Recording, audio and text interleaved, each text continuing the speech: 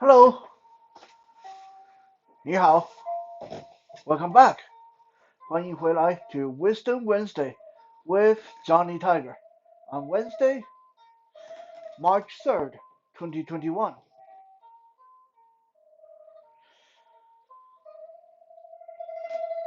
I often get asked by people, you do this, you do that, you do martial art, you once competed in swimming, and you did tandem cycling, you did rock climbing. Is there anything that you're not good at? Is there anything that you don't do? Well, I mean, it's kind of a rhetorical question. Of course, there's a lot of things I'm not good at, a lot of things that I don't do.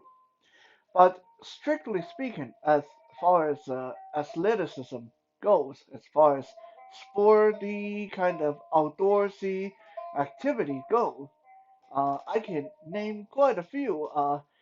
I would say anything that doesn't connect my feet with solid uh, terrain, I'm not very good at, such as roller skating, ice skating, snowboarding, skiing. Those things, I did them before, but I was never any good at them. Okay?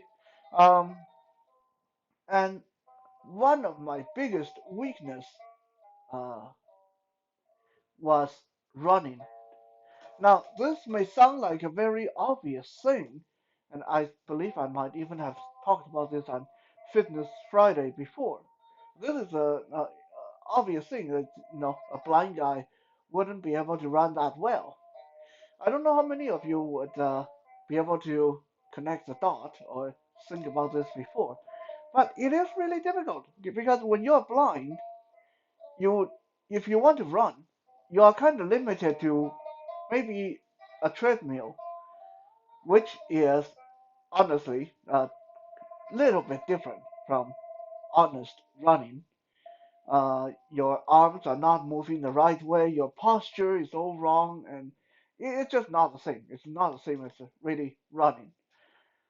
So you're either limited to you running on a treadmill, which can be really tedious and boring, on top of it being rather unnatural, uh, or you need a partner. You need a dedicated partner who will run with you, and this partner have to be roughly the same pace, the same level as you are.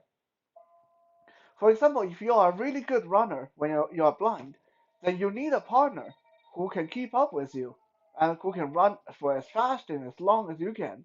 Otherwise, that all that partner is doing is holding you back. Or if you are not a very good runner, well, then you need a partner who's okay running slow, who's okay having to stop every 2 minutes. If you are not a very good runner and then you end up with a professional runner as a partner, oh my God, you know, either you will get tortured so much that you won't want to do it anymore, or your partner will get so fed up with you that he or she won't want to run with you anymore. So it's difficult for blind people in general to get good at running. And for the longest time, that was my biggest weakness. Until, well, about 3 years ago, 4 years ago maybe, uh, I finally decided, you know what, as far as my martial art uh,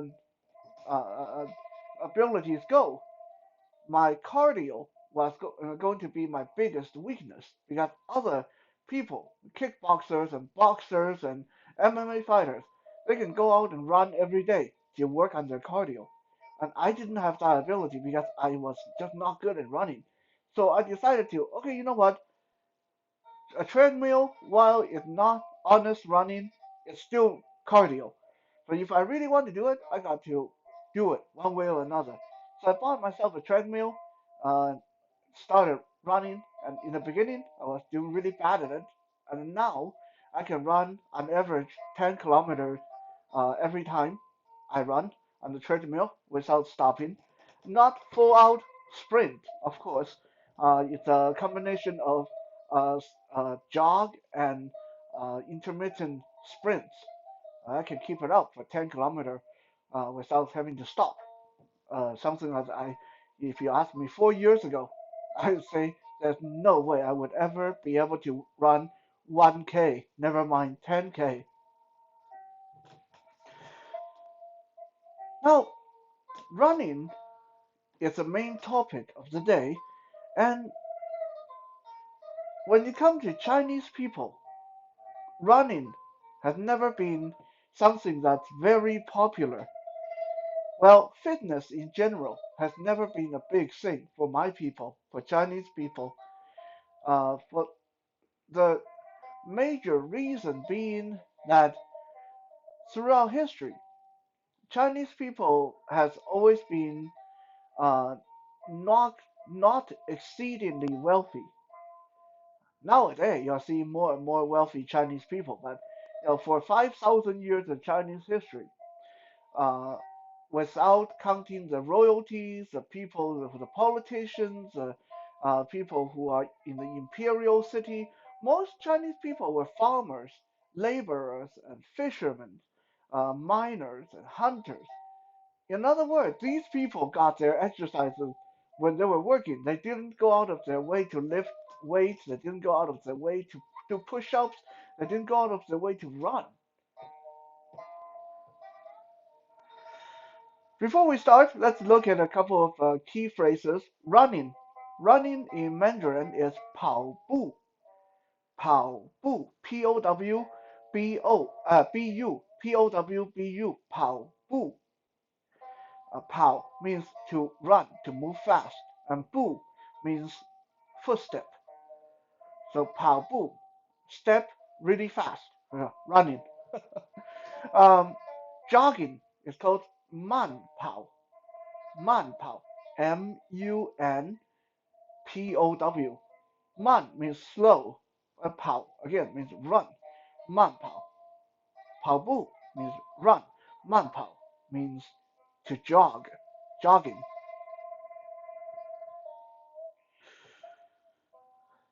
So when did Chinese people first started running? Who was the grandfather? Who was the founding father of runners in China?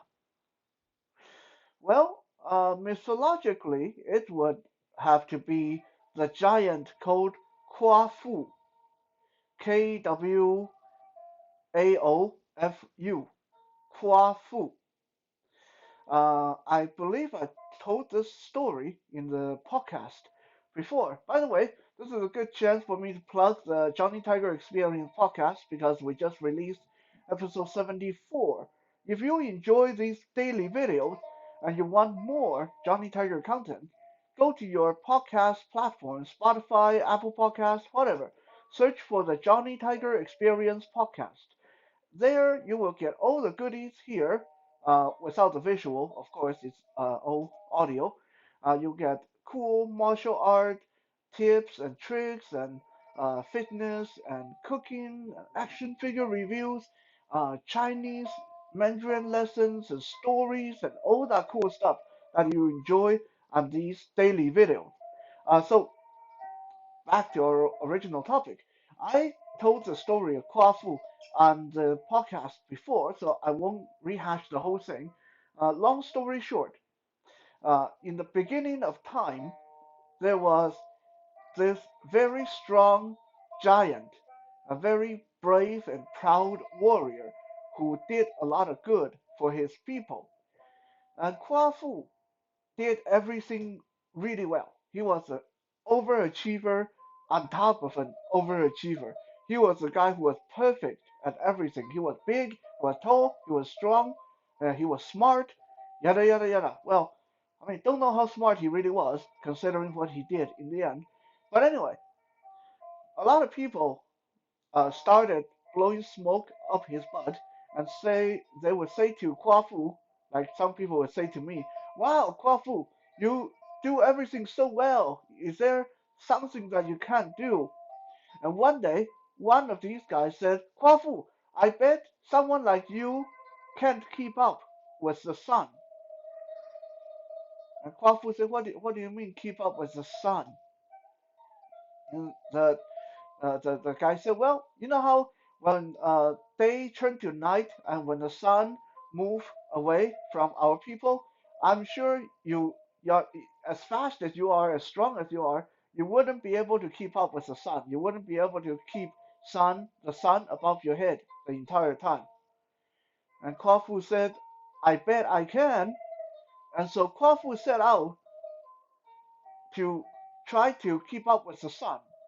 Long story short, he failed and he became so exhausted and he died. That's the original story of Kwafu, the story of Kwafu the Sun Chaser. So a lot of people jokingly say that Kwafu is the great grandfather of runners in Chinese history. But okay, let's say that we don't count mythological figures like Kwafu. Uh, when did Chinese people first started taking running seriously? As far as historical records go, the first people that took running seriously in Chinese history was back in the Zhou dynasty, which was the third dynasty in the Chinese history, counting from the beginning, the third dynasty. Um, when was the Zhou dynasty? Zhou dynasty was roughly 1,000 years BC. So, counting it from now, about 3,000 years ago. In Zhou dynasty, Chinese people invented a brand new weapon of war. They designed this, and you guys probably seen this in the Gladiator and in some Roman inspired movie. But Chinese people did this way back then too. They take a chariot, a big war wagon, and armor that thing up all over, and then on the side they have blades and barbs and spikes and spears and lances on the chariot. And this chariot was pulled by four horses. And basically, whenever they went to war, they would point the horses in the right direction, and then the charioteer, the people who drove the horses, they would sit in front of the chariot, and they would basically let loose and let this armored war wagon crash into the opposition. They just ran over everything, and the blades and spears on the side of the chariot would tear everything apart. Now, back then, that thing was the four-horse chariot, the four-horse war wagon was nearly unstoppable. That when you study Chinese history, you hear people talk about 四马战车, 四马战车. That's what it is. That's a four-horse chariot from Zhou Dynasty. But Chinese people pretty soon realized that the four-horse chariot has a really big weakness because it's so big and heavy, and the horses have to work together. They have to be coordinated, which means anything that's in the path of the chariot, like a big hole in the ground, or a big pile of debris, or some fallen tree, well, the chariot is stuck. It can't go over things. It's too big, too heavy. It can't go over dead trees. It can't go over a big hole in the ground. So while on open ground, it's a great weapon of war. It wasn't very useful when your enemy knew that all they had to do was place a couple of fallen trees in front of the war wagon to stop it dead in its path. And it's not like you can just back up and turn around easily either because the horses are in the front of the chariot. So it wasn't very good at maneuvering and going backward. So to prevent the chariot from being bogged down by traps and obstacles, the emperor of the Zhou dynasty would outfit every four-horse chariot with 72 foot soldiers. Now we're not talking about foot soldiers like in Teenage Mutant Ninja Turtle. Like these are just infantry people, soldiers on feet, runners in another word. These 72 foot soldiers, the 72 runners, they were the fastest of the fast. There were people that had great endurance. There were people that could run and keep up with these chariots. And they could sometimes run ahead of the chariot to clear away debris, to fill up the holes in the ground, to check for traps and debris and obstacles. So these 72 people have to be really fast, very good endurance. They have to be able to keep that pace up for a long time during battle. So every four-horse chariot have to have 72 foot soldiers clearing the way for it. To encourage people uh, to train and exercise and to run so they could possibly serve the four-horse chariots, the emperor would reward every runner 10 slaves of his choosing. Now, we are going to slavery territory, but we are talking about 3,000 years ago in China. You see, slavery didn't only happen in Africa or UK or the United States. 3,000 years ago, happened in China as well. It was Chinese people enslaving Chinese people, but still slavery. So, if you were good enough, fast enough, strong enough uh, of a runner to get picked to serve as a runner for a four-horse chariot, you could pick 10 slaves of your own choosing. And that was really, really tempting back then for a lot of people. Uh, you know, a lot of people didn't have money to afford that many slaves, and you can either keep them or you can always sell them for money, for gold and silver. So it was great incentive for people to uh, run a lot, to train a lot, so they could hopefully become one of the runners for a four-horse chariot regiment. Fast forward, the next time Chinese people put importance on running was all the way to Han Dynasty. When was the Han Dynasty? That's roughly 25 AD. 25 AD. And if you are one of those people who can't really get your BCs and ADs and all that stuff straight, 25 AD, it's just basically year 25, like how we are now in year 2021. So yeah, year 25. Year 25 is 25 AD. Uh, so roughly 2,000 years ago, in the Han Dynasty, when there's a very important government official, uh, they call him, or they call this position Wu Bai. WUBAI, 500, like the number 500, 500. Now, the job for a 500 was to run ahead of any traveling government officials or noblemen or royalty.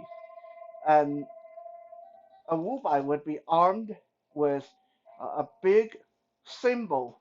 Okay, a big symbol. I don't have one here, but let's take this pot here. It doesn't really make the right sound, but we can give you the idea. So, the wubai would run ahead of the imperial chariot or horse team. Uh, so when the emperor or the minister is out and about, traveling from destination to destination, the wubai would run ahead of the convoy. Let's call it convoy, and armed with his symbol, and he would make loud noises like that. Well, it was a lot louder than that, but anyway, you get the idea. And he would yell something like, "The emperor is coming! The emperor is coming! Get out of the way! Clear the street! Clear the street!" And everyone who heard that get out of the street, children, old people, whoever. The street had to be cleared uh, for the emperor or for whoever, whatever important government official to get by. So as you can imagine, the Wubai have to be like the fittest person, the entire imperial court, because he or she had to run fast enough to keep ahead of the convoy and to keep up that pace for the entire day, as long as the official, the important personage is on the move. The Wubai have to be ahead, clearing the way like that. So of course, a Wubai was highly valued, highly rewarded, and highly paid. So a lot of people train really hard, run a lot, try to be good enough to become one of these Wubai officials.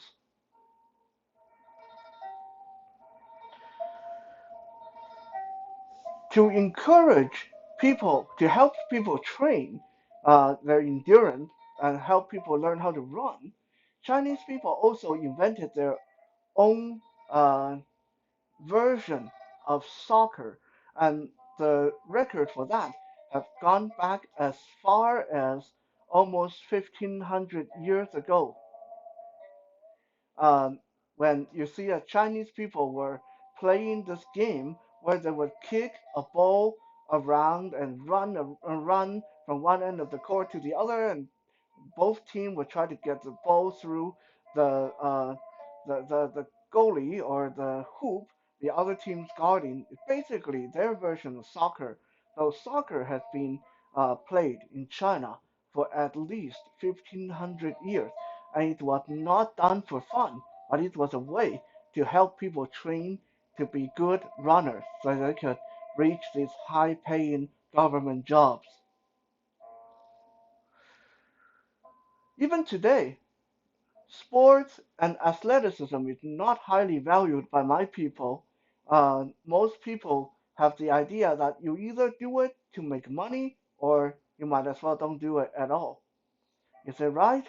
No, it's not the best way to do things, but that is just one of the little quirks about Chinese people. They're not very athletically driven at all. Thank you for checking out today's Wisdom Wednesday. We'll be back again tomorrow for Toys Thursday. Don't forget to subscribe and check out the podcast when you can. Johnny Tiger Experience, best podcast in the world. For now, have a good night and 再见.